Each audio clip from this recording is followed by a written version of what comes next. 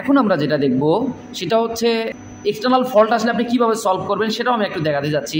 এবং আপনি যখন এলসিপিটা লাগাবেন, এলসিপি মানে যেটা দেখাচ্ছে আমি, এটা হচ্ছে এলসিপি, এটা আমার একটা ডাবল লাইনের এলসিপিটা দেখাচ্ছে, আমি সিঙ্গেল লাইন হচ্ছে এটা হচ্ছে সিঙ্গেল লাইন, শুধু কোড নাম্বার দেখাবে, মানে 10199 কোড নাম্বার দেখাবে, কিন্তু এই লাইনগুলো দেখাবে না, ডিটেলস লাইনগুলো দেখাবে না, এই যে ডিটেলস লাইনগুলো এগুলো দেখাবে না, প্যারামিটার এই লেখাগুলো দেখাবে না, শুধু কোড নাম্বার দেখাবে। আমি এটা দেখাবো আপনাদেরকে।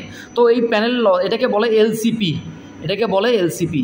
তো এলসিপি মানে লোকাল কন্ট্রোল প্যানেল। এই এলসিপিটা যদি খোলেন এই ভিএফডি থেকে, তাহলে কি হবে, আপনার একটা অ্যালার্ম চলে আসবে, তখন আর এই ভিএফডিটা চলবে না। তো প্যানেল লস ইরর বলে এটাকে। এটা সেটিংটা হচ্ছে প্যারামিটারে যাব, প্যারামিটারে গিয়ে এটা হচ্ছে 30 প্যারামিটার, দেখেন এখানে হচ্ছে panel loss, panel common error, এটাকে বলে প্যানেল কমন ইরর। এই জন্য ফল্ট, এখানে ফল্ট সেট করা আছে, আপনি এটাকে অন্য মুডেও দিয়ে রাখতে পারেন। দেখেন লাস্ট স্পিড অমুক অনেক কিছু দিয়ে রাখতে পারবেন। আমরা দিয়ে ফল্ট দিয়ে রাখবো, তার মানে ক্যান্সেল, এখানে দেখেন ক্যান্সেলের উপরে একটা 1 আছে, তার মানে এটাকে সেট ভ্যালু 1 করা আছে। যদি ইরর 0 করে দেন, এই সেট ভ্যালুটা যদি 0 করে দেন, তাহলে কি হবে, আপনি প্যানেলটা খোলেন, তারপরও ভিএফডিটা চলতে থাকবে, কোনো ফল্ট আসবে না। এখন এটা কী করা আছে, এই প্যানেলটা না লাগা, এলসিপিটা না লাগানো পর্যন্ত এই ভিএফডিটা চলবে না, এই সেট ভ্যালুটা এটাকে করা আছে। দেন আপনার এখান থেকে বের হয়ে আসবেন। তারপরে এক্সটার্নাল ফল্ট, এক্সটার্নাল ফল্ট কি, যে এক্সটার্নাল ফল্ট মানে মোটরটার মধ্যে যদি কোনো ফল্ট, আউটসাইডে যদি কোনো ফল্ট থাকে, তার কানেকশন আপনি করছেন, মোটরটাকে কানেকশন দিয়েছেন, যদি কোনো কারণে একটা ফল্ট থাকে, এক্সটার্নাল ফল্ট থাকে, তো এক্সটার্নাল ফল্টের কানেকশনটা 3005, দেখেন এক্সটার্নাল ফল্ট। এখানে আপনারা যেটা করবেন, এক্সটার্নাল ফল্টে 3004, আমরা 3003-তে যাব, সরি, এটা হচ্ছে ফল্ট ফাংশন 3003। দেখেন এটা হচ্ছে নট সিলেক্ট করা আছে, তার মানে এক্সটার্নাল ফল্ট যদি হয় তাহলে এই ভিএফডিটা কোনো প্রোটেকশন দিবে না।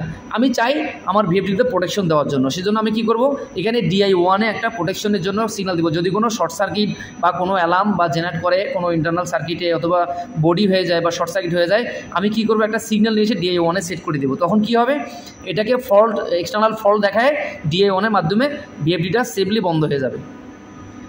দেন 3005 মোটর থার্মাল প্রোটেকশন, সেটা খুবই ইম্পর্টেন্ট। মোটর থার্মাল প্রোটেকশন, এটা আপনার মোটর যে থার্মাল প্রোটেকশন, যদি কোনো টেম্পারেচার বেড়ে যায় মোটরটা পুড়ে যেতে পারে এক সময়, অথবা বিয়ারিং, যখন মোটরটা বেশি গরম হয়ে যাবে, মোটরের যে বিয়ারিং থাকে, বিয়ারিংগুলো বেশি গরমের কারণে কি হবে, ডিটোরিয়েটেড হবে, মানে এটার নষ্ট হয়ে যাবে আর কি। তো সেই জন্য মোটরটা যেন বেশি টেম্পারেচার, একটা নির্দিষ্ট সার্টেন টেম্পারেচার মধ্যে উঠতে পারে, তার থেকে বেশি যেন না হয়, সেজন্য মোটরটা থার্মাল প্রোটেকশনের জন্য একটা ফল্ট অ্যাসাইন করে রাখা আছে। যদি আপনারা চালটাকে 0 করবেন, তাহলে ক্যান্সেলের উপরে দেখেন 1 আছে, ওটাকে 0 করে দেবেন, তার মানে কি অ্যালার্ম থাকবে, অ্যালার্ম, অথবা আপনি এটা ফল্ট দিয়ে রাখলে তাহলে কাজ করবে। তো সেক্ষেত্রে আপনারা এখানে 1 অথবা 0 করে দিলে এটা মোটর প্রোটেকশনটা হাই হয়ে থাকবে। আপনার এখানে বের হয়ে আসবেন। দেন যেটা করবেন 3017 যাবেন আপনারা।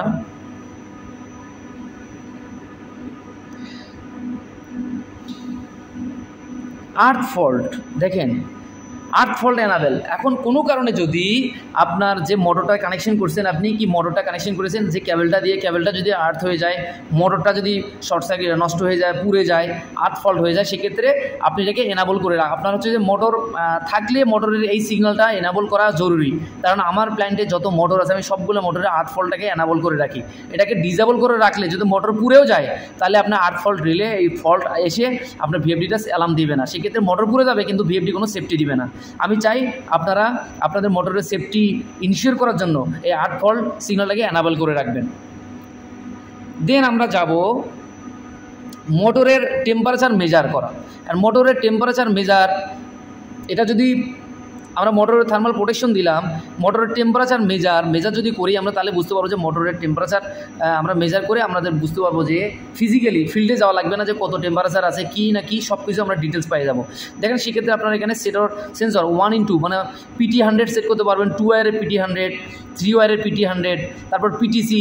এটা কি পিটিসি মানে কি, পজিটিভ টেম্পারেচার কোএফিসিয়েন্ট, তারপরে থার্মিস্টর, এখানে থার্মিস্টর 1, 0, মানে এখানে অনেকগুলো সেন্সর আপনারা সেট করতে পারবেন। সেট যখন করবেন, করার পরে এটাকে অ্যাসাইন করে দিবেন যে সেন্সর টাইপ হচ্ছে এটা PT100 অথবা থার্মিস্টার অথবা PTC। তখন কী হবে, ওই অ্যাসাইন করে দেওয়ার সঙ্গে সঙ্গে এই আপনার যে ডাটাটা আছে আপনি এখানে আসলে প্যারামিটার মাধ্যমে ডিসপ্লেতে শো করবে যে টেম্পারেচার এখন এত আছে। তো এটা হচ্ছে মোটর প্রোটেকশনের জন্য, motor thermal protection, motor temperature measure, earth fault.